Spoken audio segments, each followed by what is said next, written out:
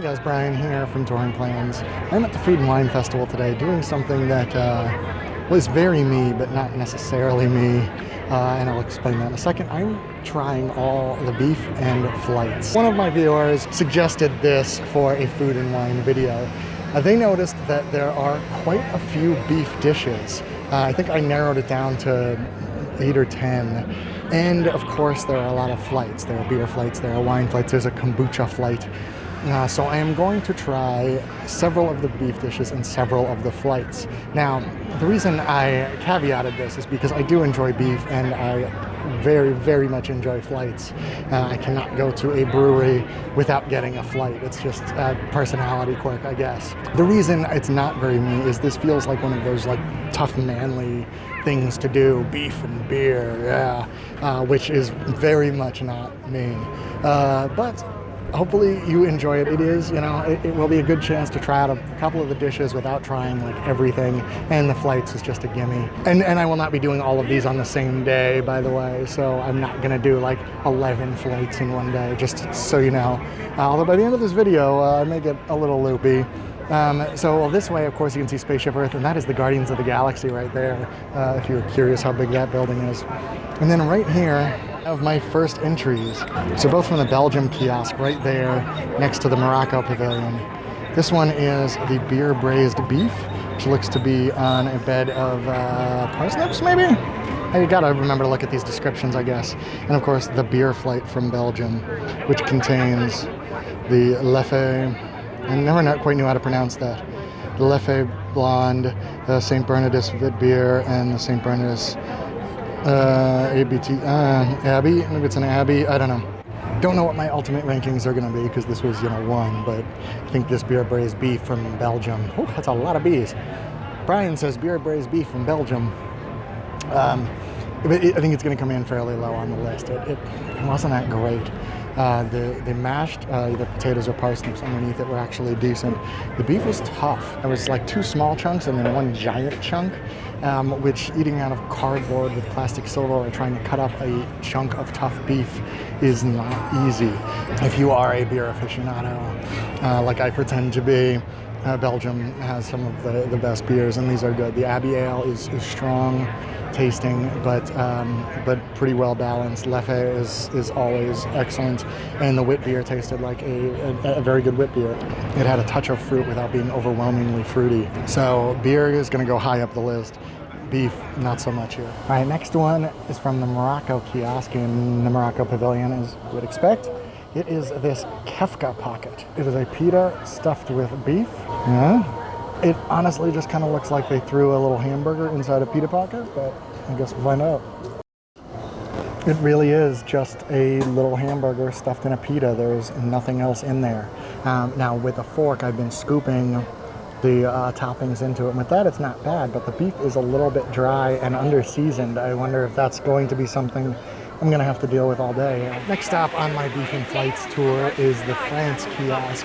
Now, one thing I will say at the France kiosk, there are 2 lines. There's this one on this side and one on the other side. The one on the other side is more noticeable from the promenade. So that seemed to be a little bit more crowded than this one. But the service is a little slower because they're serving 2 lines instead of 1. So the dish here is the carbonade de boeuf, which you will notice looks a lot like the Belgian beef. And yes, I got an extra beer. Food and Wine is a no judgment zone. Remember, the beef is really, really tender. Actually, I can just cut into it with a fork, even though it's big chunks. The gravy is pretty well seasoned. The potatoes that are with it are, and yes, of course, it is Food and Wine. I am eating off of a trash can because you can't let it get too fancy, right? For those of you who may be wondering how long it would take me to slovenly spill something on myself, it took exactly 1 food item. The very first thing I had, I spilled on my shirt. Right, so here I am in the Festival Center, which is the Old Wonders of Life Pavilion, and I just stopped by Craft Brews right down there. And you know what? They have 2 different flights, and they let me get both of them at the same time. So I guess they don't really care how drunk people get. This one, Flight 1, is, hey, you know what? How about I just hold it up? Because that's way easier than me reading them all. And number 2. So I will, all right, well, might be here a little bit. So verdicts on the flights. We'll start with flight 1 here. The Waff Ale. It is a waffle flavored ale. It's actually more, I would say, syrup flavored than waffle flavored. Not great. But the other two, the roasted red ale and the triple chocolate milk stout, were pretty good if you like those types of beers. If you like an ale with coffee notes and a chocolate beer, then those are both excellent versions of it. The other one, the lemongrass saison, was not great. Lemongrass flavoring is not my favorite. The honeydew melon kolsch was pretty good. Very, very subtle melon flavors there. The Monkey Fist IPA was fine. It was an IPA. You know what you're getting with an IPA. You're getting your taste buds burned out by hops. So all in all, decent. I preferred the one at Belgium, but you know, that isn't surprising for me. All right, so this time I stopped by the Greece kiosk and the Thailand kiosk right there, heading towards the Mexico pavilion. And what I got was, from Thailand, the spicy curry beef and the wine flight from Greece. Now this wine flight includes a bunch of Greek words. So there it is. Those are the 3 wines. The curry beef from Thailand is probably the best beef dish I have had so far.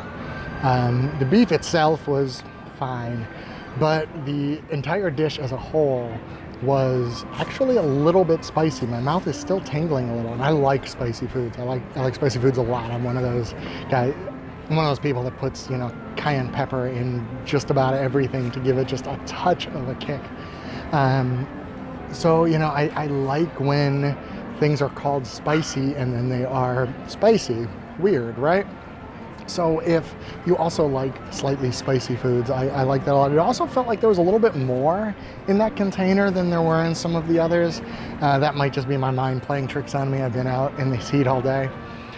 The wines from Greece were fine. The first one, the Moscofilero, I'm guessing it is basically Greek for Moscato. It was definitely the fruitiest of the 3. The white wine was fine. It was that kind of middle. It wasn't as dry as a Chardonnay, not as fruity as the Moscato. The red wine, the red blend, it tasted like Easter. For those of you old enough to remember the old Easter egg making kits that just smelled like vinegar, so whenever I get a particularly vinegary wine, that's what it reminds me of, is that old white vinegar smell from Easter. So the red wine tasted like Easter. Now part of that, the white wines were both cooled slightly. They were in a cool water bath, I suppose. The red wine was just sitting out, which a lot of places do. If it's a really, really good red wine, you can afford for it to be a little bit warm because the extra heat just brings out the flavor. If it is not a good red wine and it is sitting out in 95-degree heat, it is going to bring out flavors that you don't necessarily want to be brought out, and that's kind of how I feel about that. So I would skip the wine flight from Greece. If you want one of the white wines, they are perfectly fine. But well, it is, I guess, the best wine flight I've tried so far because it's the first one, but I'm going to guess it won't be the best. Okay, next up on the list is from the Earth Eats booth. Right there it is. And it is over kind of near the Imagination Pavilion. Imagination is right there. You can see the upside down waterfall. And what I got is the Steakhouse burger slider. There it is right there. It is a blended mix of different steaks with what looks like potato chips on top of it, which sounds pretty good. Yeah, that was a pretty darn good little tiny burger. I wish it was bigger. Beef was actually fairly tender. Flavor was decent. I could have used a little bit more seasoning. The sauce on it was actually good. It brought a lot of the flavor, but there wasn't quite enough of it. The chips added a good texture. I really like the crunchiness that came with it, but they didn't really add anything to the flavor department. So far, I would rank this definitely behind the Thai beef, possibly behind the beef from France, too. But it's at least in the top 3 right now. I am mere steps from where the Earth Eats Pavilion was. You can still kind of make out the Imagination Fountain right there. I am at Flavors from Fire. This is one of the more elaborate booths. They have this whole big curved areas where you can stand and eat. The big flame sculpture right there. You can smell the smoke coming from there as they make this. What I got here was the charred chimichurri skirt steak and the smoked corned beef. That one is the smoked corned beef on top of the chips and the chimichurri right there. You know, you guys already know quite a bit about me, but one of the other things you don't know yet, I love corned beef. I really, really love it. It's one of my favorite meat preparations, just in general. So I'm gonna be hard on that one. The skirt steak on the smoked cornbread was not great. That's a definite pass. It was just a couple of elements that didn't really go together. You could definitely taste the smoke in the cornbread. The skirt steak was just smoked steak, and they had a sauce on it that was fine. And they had a cilantro aioli, which was fine. Taken all together, it was okay, but there wasn't just enough in any singular element to really make it good. Smoked corned beef I thought was better. The problem with it, it didn't really taste like corned beef, but it still tasted good. Because it was served on top of the chips, like nachos, some bites were really good and some bites had like nothing in it. Just kind of depends how you want to eat it, I guess. But if you're coming here, I would definitely opt for the smoked corned beef over the skirt steak. I also do have the piggy wings, which seem to be very popular, which are just pork barbecue wings. Did not get those because they're not made of beef, and that doesn't really count. Plus, I'm even more critical on wings than I am corned beef. You're gonna roll your eyes at this, but I am from the Scranton, Pennsylvania area, and there are a lot of places around there that do chicken wings really, really well. Why? I don't know, I can't figure it out, but I've eaten wings in a lot of different cities, and they aren't as good as the ones in Scranton, so I'm sure you're gonna disagree with that. Go ahead, feel free. Okay, so now I'm on to my next flight. This one is in Interventions. It is the Light Lab.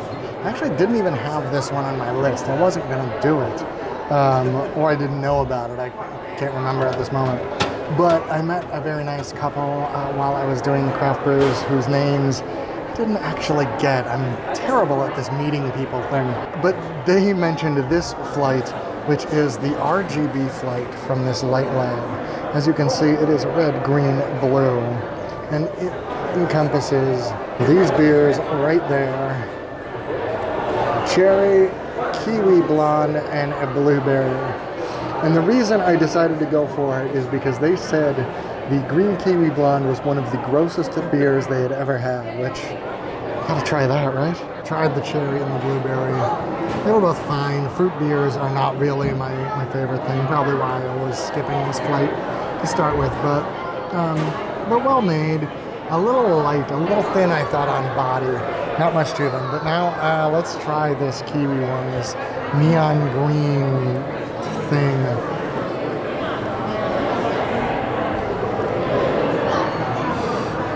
Oh, okay. Wow. Oh, I do not know what flavor that is, but it is not kiwi.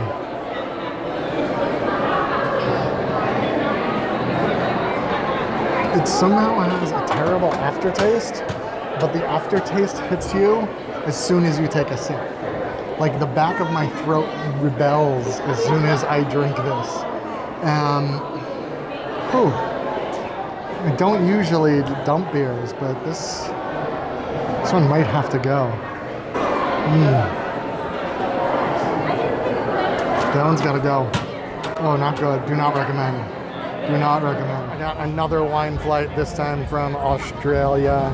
I'm 50-50 or so on Australian wines. There's what we have from Australia. There is a Semillon, which I'm not actually super familiar with, a Chardonnay, a Shiraz. I know both of those pretty well. Semillon actually might have been my favorite of those three. It was a little fruitier, definitely than the Chardonnay, but not what I would consider a fruity wine. Chardonnay was decent. It was on the drier side for Chardonnays. The Shiraz, I think, would have been good. It's just way too warm. You just cannot serve red wine at room temperature when your room is 100 degrees. This is apparently the hill I'm going to die on doing this video. And with this heat and this very hot red wine I'm drinking, I might actually die doing it. This time I am in the China Pavilion, China. And the beef dish here is the xian pancake with beef. There is beef in there. Lots of beef. This is pretty sizable, actually. Also got the chicken dumplings, just because I do love a Chinese dumpling. That's not really on the list, but so the xian pancake with beef was good. Definitely a little substantial. I think you could probably eat that and maybe one smaller thing for a meal, especially with the pancake part of it, which wasn't really what we think is a pancake. A little bit thinner than that. Definitely not sweet. That really made it a little more filling. The beef in it was very much like the type of beef you would get on like a lo mein. It had a little bit of a spice to it, but it was good. I could have done with a little bit more of like the slaw, kind of like shredded vegetables part of it. Just I could have used a different texture other than the pancake and the beef, but it was good. It was in the top half, I would say, of the ones I've tried so far. Next up is from the Africa booth here in the African Outpost. It is the bearberry style, I don't know how to say that word, but beef tenderloin tips. And this wine flight has the Cederberg Chenin Blanc, the Shiraz, and the Groot. I am Groot's Constantania Pinotage. Interesting. All right, the beef tips were good. They were actually spicy. They're advertised as spicy. They are spicy, much like the one I had in Thailand. I was actually impressed by how much spice. I have a tingly mouth now. The wines were pretty decent too. Might be the best set of wines I've had so far. And I kept my card for the moment so I could remember. The Chenin Blanc was good, light and refreshing without being fruity. That is one that I would definitely get just walking around here in this heat. The Jar Jar Binks Sweet Shiraz was surprising because I've had a lot of Shiraz. They tend to be fuller bodied. They tend to pair very well with spicy foods. This one still did pair pretty well, but it was a little sweeter. And the I Am Groot Pinotage was the most full-bodied of the three, the one I would drink at home most likely. And I will say, I don't know if it's just because it's early and maybe it's not as hot, but their red wines weren't like boiling hot here.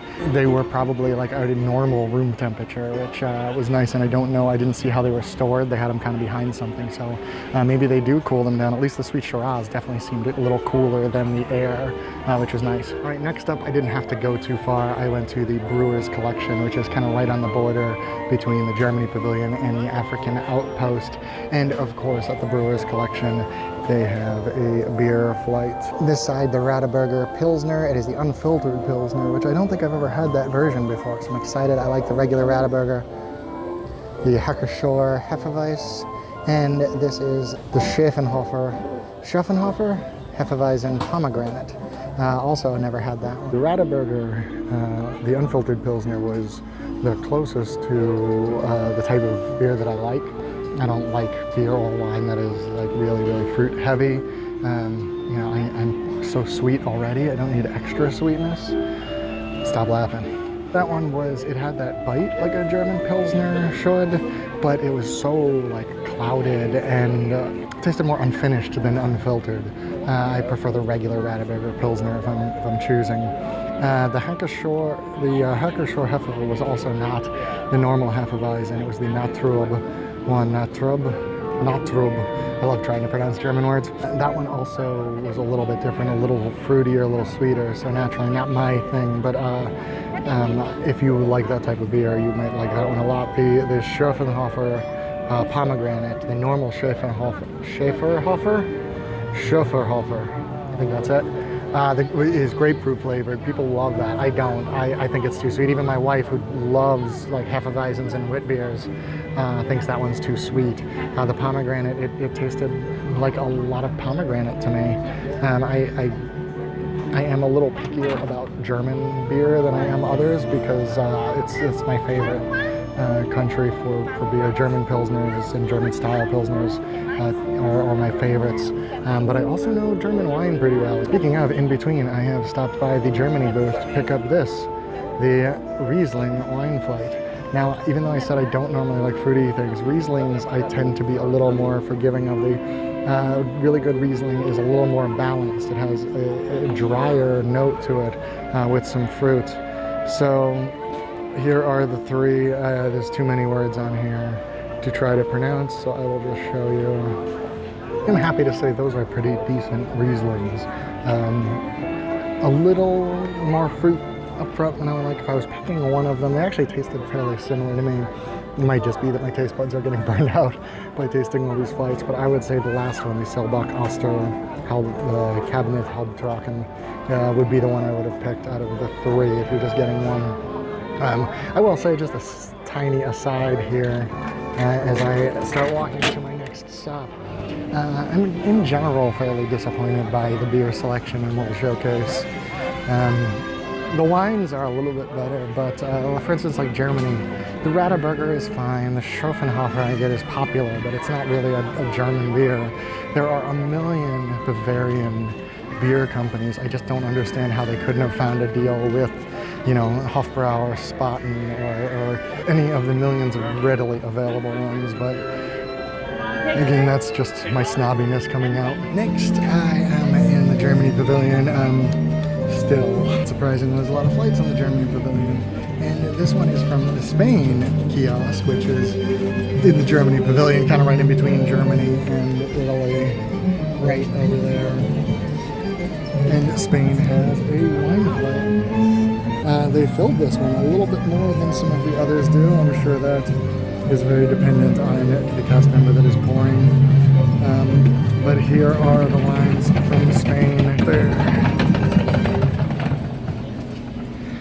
These were also pretty good wines, 2 out of 3 anyway. The last one, the Spelt Garnacha Old Vines, didn't really like it. It had an odd flavor to it, a flavor I can't quite put my finger on. It was almost a blackberry or something that was, it's just, I don't know, I feel like it just numbed my whole mouth, and I didn't enjoy that one. It was, but the white, the Albarino, I thought was a really good white. Again, in this heat, that's probably what I would go with here. But the Casta Castillo Monstrel was also a very good red wine, more on the dry side than on the fruity side, which is what I like. But the Spain is another good spot to go for wine. I would probably avoid that Old Vines one, but either of the other two, great choices. Italy does not have a flight.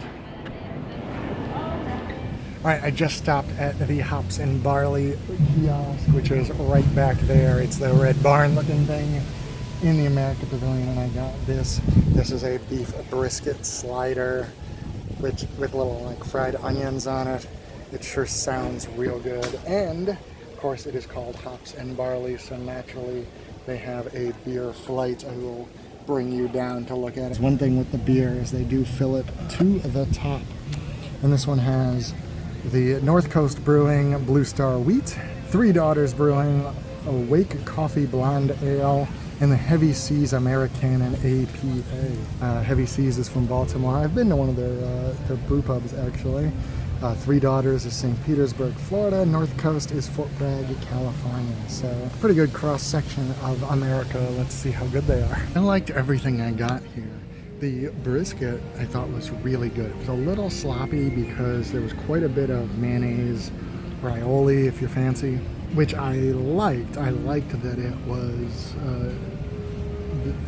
I liked because it added flavor, as did like the little pickles that were on there. The crispy onions added a good texture. I thought it was really good, even if it was a touch hard to eat without kind of slopping up the sides.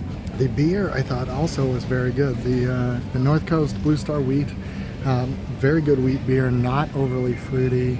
Had, of course, you know, fruit undertones, as all wheat beers seem to do.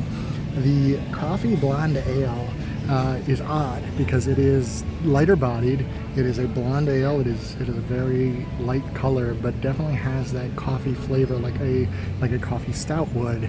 So I like that I wouldn't necessarily want to drink a whole pint of it, but I applaud the effort. I like that they kind of went for it and created something a little bit unusual.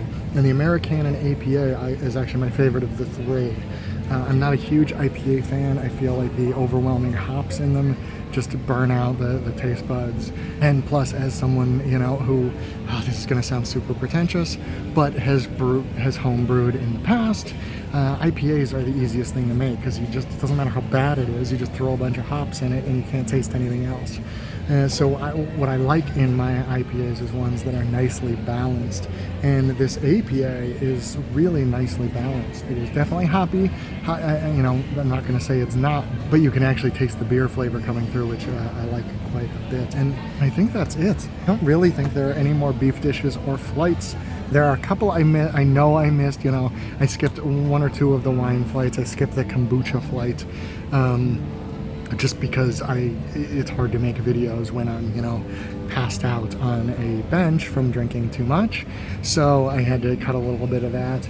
But, you know, if any of you have tried some of the flights that I missed or have found beef dishes I didn't, please below here, give me your review of them. Let me know what you think. If you have had these, let me know if you think, if you agree with me, or especially if you disagree with me.